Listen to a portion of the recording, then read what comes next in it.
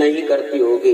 इसलिए ये एक ब्रह्म हत्या का एक हिस्सा धरती में गया, दूसरा पेड़ में गया।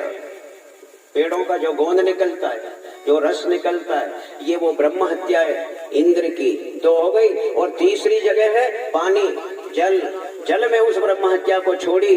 तो आज अपन स्नान करें गंगा में, नर्मदा में, कोई भी नदी में, कहीं भी, तो पानी को ऐसा हिला करके और इसके बाद ही स्नान करना चाहिए। पानी अगर हिलाया नहीं और आपने स्नान कर लिया तो वो ब्रह्म की छोड़ी हुई ब्रह्म हत्या लेकर के आओगे घर, अपन जाओगे तो नर्मदा स्नान करने, लेकिन पानी नहीं हिलाया और स्नान अगर आपने कर लिया तो आपको ब्रह्म हत्या लेकर के आपको आना पड़ेगा।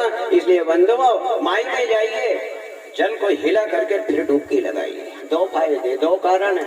एक तो ब्रह्म हत्या, साधारण बात है कि ब्रह्म हत्या दूर हो जाएगी। और दूसरी बात यह है कि कुछ कचरा, कुछ फेन नर्मदा माई में, कोई भी नदियों में बहता हुआ आता ही है, ये तो साधारण बात है। इसलिए आप उसको कचरे को हिलाइए। अगर ना माने कोई का, कहाँ की ब्रह्म हत्या, कहाँ पानी के ऊपर बैठी, अपन तो डूबो, हाँ तो डूब लो, पर वह कचरा तो आ रहा है बेके, फेन तो आ रहा है बेके, इसलिए वो कचरे को, कजी को साफ करिए और फिर आप जल में डुबकी लगाइए। इसलिए माता बहने, ये परंपरा है, आप माई में जाइए, पानी को थोड़ा हिलाइए, इसके बाद में स्नान करिए।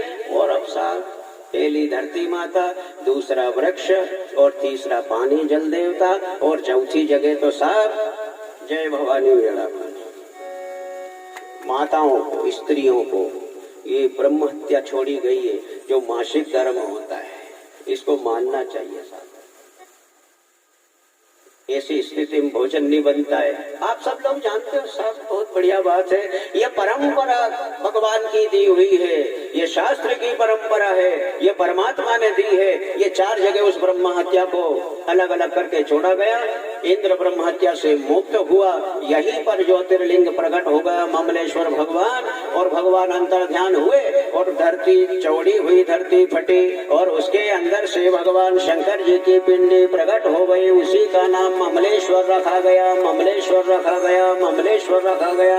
ममलेश्वर का मतलब अमन, अमलेश्वर, अमन का मतलब अमन नहीं, मल यानी मेल, मेल यानी पाप, पाप से रहित हो गए देवता, इसलिए इस जगह का नाम अमलेश्वर का अपभ्रंश ममलेश्वर, ममलेश्वर हो गया। बोलिए ममलेश्वर भगवान की जय।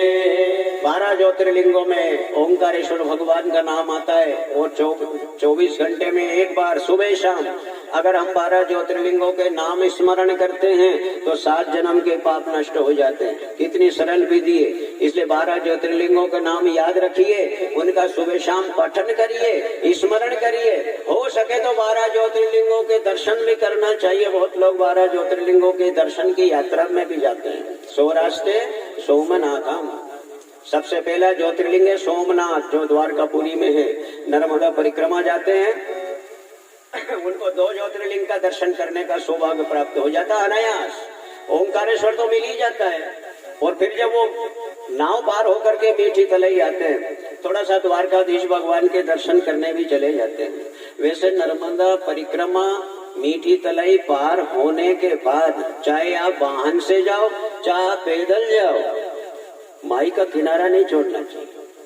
नियम के अंतर्गत तो ये है कि नर्मदा की परिक्रमा है, नर्मदा तटीय आप भ्रमण करिए, ज्यादा दूर मत जाइए। 24 घंटे में एक बार नर्मदा के दर्शन होना चाहिए, नर्मदा जल से स्नान होना चाहिए। लेकिन दूर जाने से नर्मदा से हम दूर हो जाते हैं। और फिर क्या स्थिति होती है, मैं भी गया हूँ बस से ये इस प्रकार की यात्रा परिक्रमा वासियों के साथ, तो अनुभव किया कि माई की फोटो, माई की जल की शीशी और आरती, रात दिन भटकने में, भागने में, वने तो कोई सुबह आरती सही साठ होती है, न कोई शाम को आरती सही साठ होती है। और 4-5 दिन अपने ऐसे ही गुजर जाते हैं और माँ नर्मदा का लक्ष्य और नर्मदा का भाव तो खत्म हो जाता है। द्वारकाधीश भगवान का लक्ष्य बन जाता है, सागर का लक्ष्य बन जाता है। जगह जगह चोटीला देखेंगे, फलानी जगह देखेंगे, फलाना बोरसत का मंदिर देखेंगे, जलाराम बाबा को देखेंगे। वो देखने में उनकी सिस्टम दूसरा बदल जाता है। 1-2 यात्री बस ले जाने वालों से कहा मैंने, तो उनने धीरे से मेरे की रहने दो गुरु जी, तुम तो जैसी चल रही उसी चलने दो, लोग उनसे मत को मन धन्यवाद बजाओ, ताली नहीं बोलेंगे भैया। लेकिन नर्मदा परिक्रमा वास्तविकता में अगर देखा जाए तो वास्तव मीठी तले से आप पार आ जाइए। 6 दिन उधर ले जा रहे हैं आप, 6 दिन इधर बीच के जिस जगह पे घाट घाट पर ले जाइए, थोड़ा किलोमीटर कम चलिए।